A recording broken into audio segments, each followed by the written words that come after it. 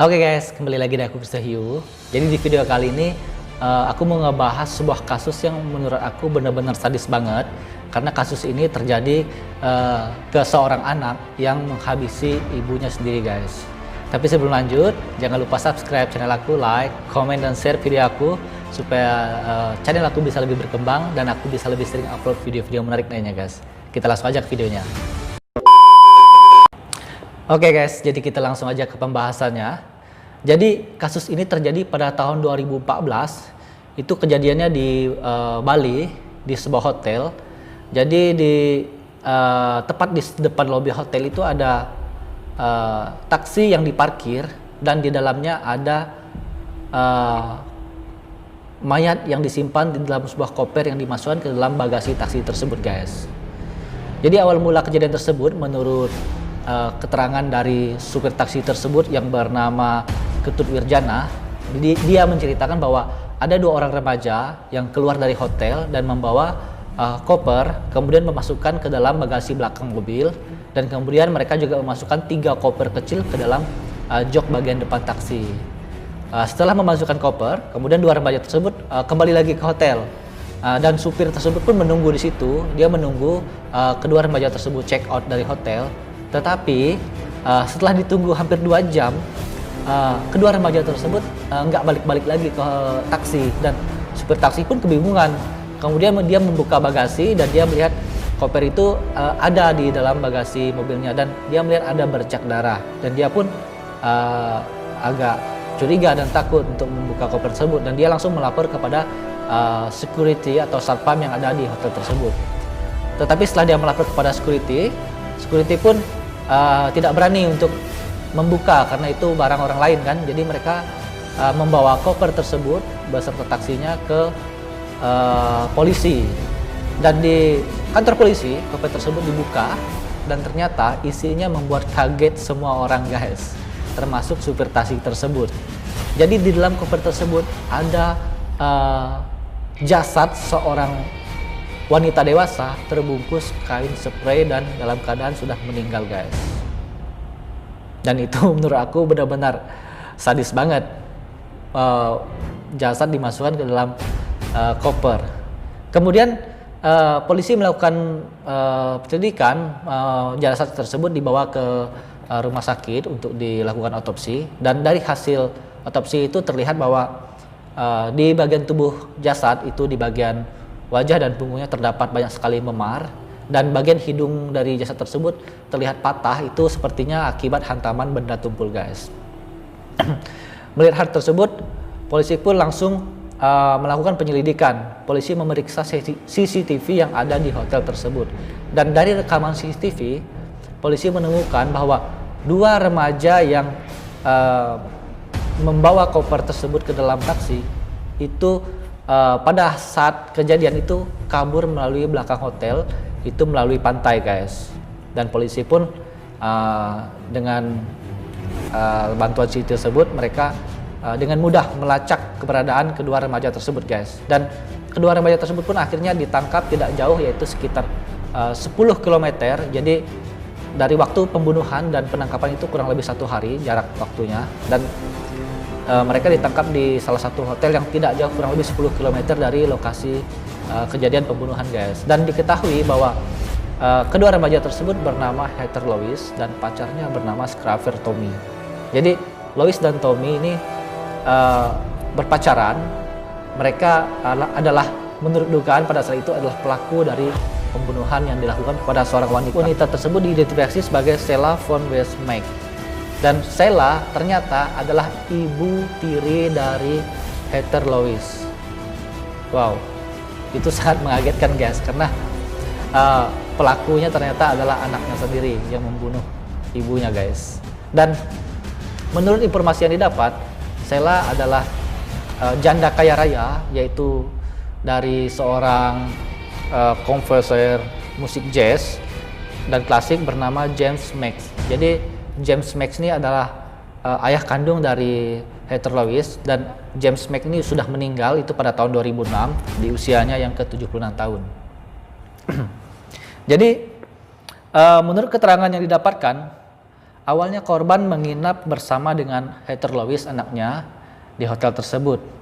Kemudian selang beberapa waktu datanglah pacarnya Heather Lois yaitu Tommy ke hotel itu juga, dan semuanya terlihat sebenarnya baik-baik saja. Tapi di CCTV terlihat pada malam sebelum Sheila terbunuh, ibunya Heather itu sempat seperti bertengkar dengan Tommy di lobby hotel guys. Jadi ada sedikit pertengkaran sepertinya yang dilihat dari CCTV. Kemudian dari hasil keterangan yang didapat oleh polisi di persidangan, Heather dan Tommy mengaku memukul Sheila itu menggunakan mangkuk besar tempat menyimpan buah guys. Jadi mereka memukul Sheila menggunakan mangkuk yang terbuat dari logam guys. Itu kronologi kejadiannya itu karena Tommy tersebut jengkel terhadap Sheila, ibunya Heather.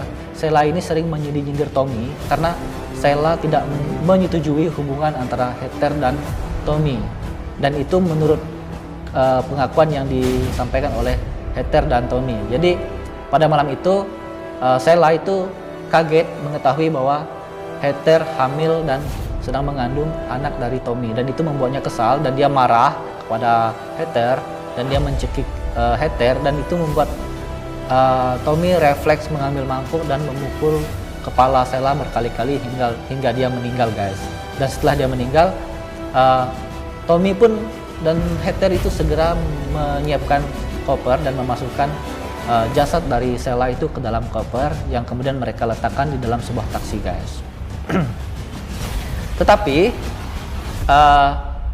pengakuan dari mereka itu dibantah oleh FBI karena kasus ini sampai menarik perhatian luar negeri dan FBI sampai turun tangan juga. Jadi menurut pengakuan yang disampaikan oleh FBI bahwa mereka melakukan penyelidikan, dan dari penyelidikan yang mereka dapat, mereka berhasil menemukan chat antara Tommy dan Heather, yaitu beberapa bulan, kurang lebih sekitar 6 bulan yang lalu, mereka pernah melakukan percakapan di chat, yaitu Heather mengajak Tommy untuk membunuh Sheila, dan itu kejadiannya sudah beberapa bulan yang lalu. Makanya FBI berani menyimpulkan bahwa keterangan yang dikatakan oleh Heather dan Tommy di pengadilan itu bohong. Akhirnya dari pernyataan-pernyataan yang ada, dari bukti-bukti yang ada, Tommy dan Heather didakwa dengan hukuman 18 tahun penjara. Itu Tommy dipenjara dengan hukuman 18 tahun penjara, dan Heather Lois didakwa dengan hukuman 15 tahun penjara guys. Sebenarnya kalau menurut pasal kita yang ada di Indonesia, pembunuhan berencana itu sebenarnya hukuman mati guys. Tapi aku nggak tahu kenapa Tommy dan Heather ini hukumannya bukan hukuman mati, tapi malah hukuman 18 tahun dan 15 tahun penjara guys. Kemudian